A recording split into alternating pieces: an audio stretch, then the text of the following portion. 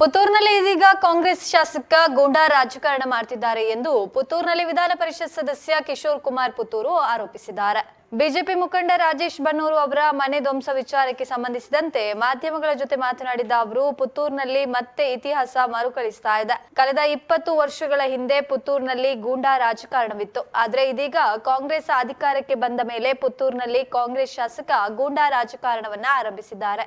ಅಭಿವೃದ್ಧಿ ವಿಚಾರಕ್ಕೆ ಬಿಜೆಪಿ ಯಾವತ್ತಿಗೂ ಅಡ್ಡ ಬರಲ್ಲ. ಆದ್ರೆ ಇವರು ನಡೆದುಕೊಂಡ ರೀತಿ ಸರಿ ಇಲ್ಲ.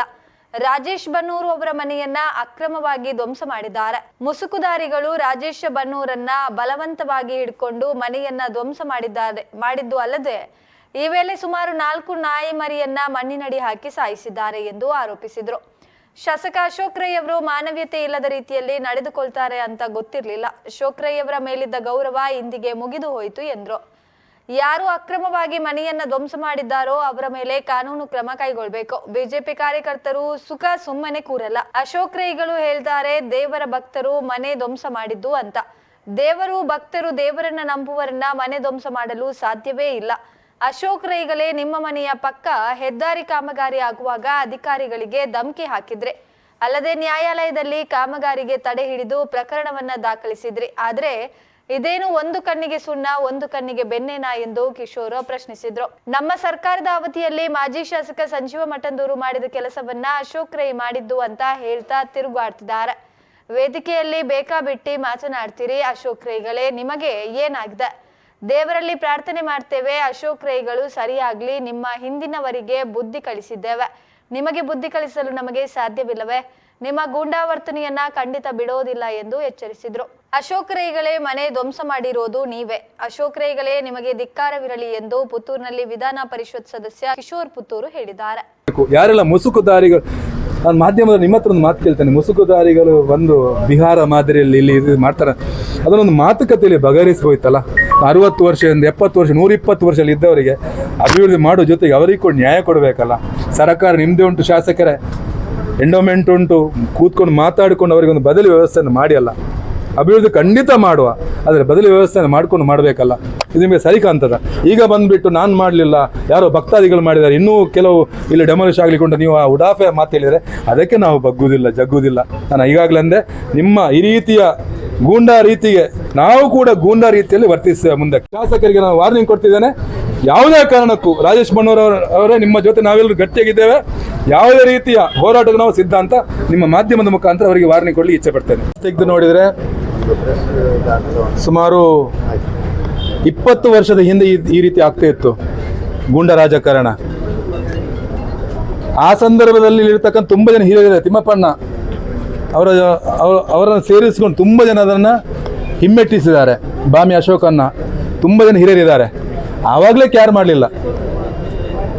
ಯಾವ ರೀತಿ ರೌಡಿಸಮ್ ಮಾಡ್ತಿದ್ದಾರೆ ಅಂದರೆ, ಒಬ್ಬ ಕೇಸರಿ ಹಾಕಿದ ವ್ಯಕ್ತಿಯನ್ನು ಅವನ ಕೇಸರನ್ನು ಶಾಲನೆ ಎಲ್ದವ್ರಿಗೆ ಹೊಡೆದುಂಟು, ಪಾನಕವನ್ನು ಚೆಲ್ಲಿದುಂಟು. ಇವಾಗ ವಾಪಸ್ ರಾಜ್ಯದಲ್ಲಿ ಸರ್ಕಾರ ಕಾಂಗ್ರೆಸ್ ಬಂದಿದೆ, ಇಲ್ಲಿ ಕಾಂಗ್ರೆಸ್ ಶಾಸಕರಾಗಿದ್ದಾರೆ. ನಾನನ್ನೋದು ಇವರ ಇತಿಹಾಸ ಮರುಕಳಿಸ್ತುಂಟು. ಇದು ಅಂದರೆ ಇವರ ಹಿಂದಿನ ಯಾರು ಕಾಂಗ್ರೆಸ್ನವರು ಯಾವ ದಾರಿಯನ್ನು ಹಾಕಿಕೊಟ್ಟಿದ್ದಾರೋ ಅದನ್ನು ಅಶೋಕ್ ರೈ ಅವರು ಮಾಡ್ತಿದ್ದಾರೆ. ಅಭಿವೃದ್ಧಿಗೆ ಬಿಜೆಪಿ ಯಾವತ್ತೂ ಅಡ್ಡ ಬರುವುದೇ ಇಲ್ಲ.